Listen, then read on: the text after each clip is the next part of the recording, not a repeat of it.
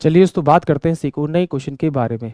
इस क्वेश्चन में एग्जामिनर ने कहा एक थोक विक्रेता एक खुदरा विक्रेता को 25% के लाभ पर एक घड़ी बेचता है और खुदरा विक्रेता इसे 12% की हानि पर ग्राहक को बेचता है। यदि ग्राहक इसे 10-45 रुपये में का भुगतान कराता है तो थोक विक्रेता को इसकी लागत कितनी होगी, ये एग्जामिनर मुझसे पूछ रहा है। तो जब भी इस प्रकार का क्वेश्चन आता है तो ये या तो ये इस फॉर्म में आएगा या फिर इस फॉर्म में आएगा कि ए ने बी को इतने प्रॉफिट या लॉस पे बेच दिया, बी ने आगे से सी को बेच दिया, सी से इतना अमाउंट रिसीव किया। इस तरह का क्वेश्चन आता है। जब भी इस तरह का क्वेश्चन है, अगर उसको आप डायरेक्ट करना चाहते हैं तो सीधा डायरेक्ट सा तरीका ये है, क्योंकि फॉर्मेशन आपको ऐसी मिलेगी। जो आपको फाइनल अमाउंट दे रखा है यानी लास्ट वाला अमाउंट दे रखा है उसको ऐसे लिख लीजिए 10-45 यहाँ लिख लीजिए, इंटू का निशान लगाइए। इससे पहले देखिए कि प्रॉफिट परसेंटेज दे रखा है, लॉस परसेंटेज। अगर लॉस परसेंटेज दे रखा है तो ऊपर 100 लिखिए और उस 100 में से ये लॉस वाली वैल्यू माइनस कीजिए, यानी 12 माइनस करेंगे तो 88 यहाँ लिख दीजिए। फिर इंटू कीजिए। फिर देखिए उससे पीछे वाली जो वैल्यू दे रखी है वो कितनी दे रखी है आपकी, 25% का प्रॉफिट दे रखा है। अगर प्रॉफिट दे रखा है तो 100 अपोन में इस 25 को यहाँ पे जोड़ दें, क्योंकि लॉस में माइनस किया तो इसमें प्रॉफिट में से क्या जोड़ देंगे। और जैसे ही जोड़ेंगे तो ये फर्स्ट वाले का आपका अमाउंट आ जाएगा, यानी थोक विक्रेता के लिए क्रय मूल्य आ जाएगा। तो 25 पंजे और 25 चौके तो 4 दूनी 8 यानी 22 जाएगा 2, और ये जगह आपका 2 11, और ये जगह 2 पंजे 50 यानी कि सीधा हो जाएगा आपका 10। इससे डिवाइड करेंगे तो 11 11 निम 99 हो जाएगा आपका 99, और 11 पंजे 55 यानी 95, और 10 से मल्टीप्लाई करेंगे 950, यानी कि इसके लिए जो कॉस्ट प्राइस आएगा वो 950 रुपये आएगा। यानी कि ऑप्शन जो ए होगा वो इस क्वेश्चन के लिए करेक्ट होगा। अगर इस तरह से नहीं करना तो आप इस तरह से कर सकते हैं। मान लेते हैं कि थोक विक्रेता पहला है, दूसरा जो होगा मेरे पास में वो क्या होगा आपका खुदरा व्यापारी होगा, तीसरा मेरा वो जो ग्राहक हुआ जिसको वस्तु उसने बेची।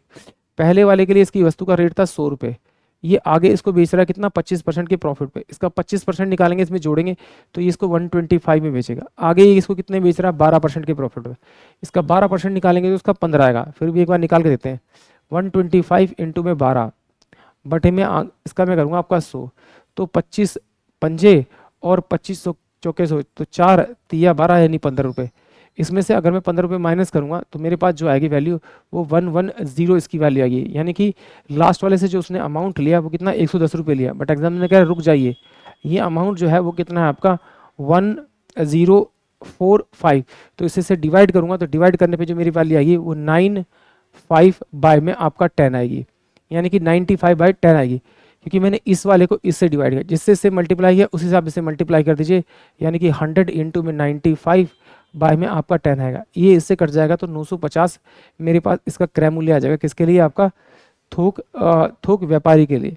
और अगर इस तरह से भी नहीं करना तो फिर सिंपल सी बात है, आप पहले वाले का मान लीजिए यहाँ पर x, तो x मानेंगे तो दूसरे वाले को कितने बेच रहा है ये आपका खुदरा व्यापारी 25% के प्रॉफिट पे, तो 25 बटे में अगर मैं 100 करूँ तो 25 एकम 25 और 25 चौके 100, यानी कि 4 रुपये की चीज़ वो 1 रुपये के फायदे में बेच रहा है। यानी कि 5 बटे में अगर मैं 4 लिखूंगा तो मेरे पास में क्या आ जाएगा आपका आपका आपका जो खुदरा व्यापारी है उसके लिए ये इसका क्रय मूल्य आ जाएगा।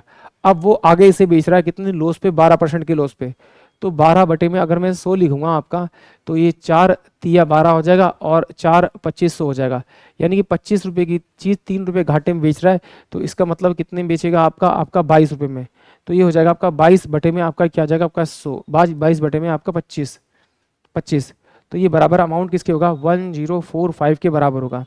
तो ठीक है, 5 से इसको काटेंगे तो 25 हो जाएगा आपका, 2 से काटेंगे तो 11 हो जाएगा, और ये 2 इधर आ जाएगा 2 3 4, तो 11 से काटेंगे तो 11 निम 99, 11 निम 99 और 11 पंजे 55, तो x की जो वैल्यू आएगी वो उधर आएगी 95 इंटू में आपका कितना हो जाएगा आपका 10, तो यानी कि 950 रुपये क्या आ जाएगा उसका कॉस्ट प्राइस आ जाएगा किसके लिए, थोक विक्रेता के लिए। आई होप आप सभी क्वेश्चन समझ में आया होगा।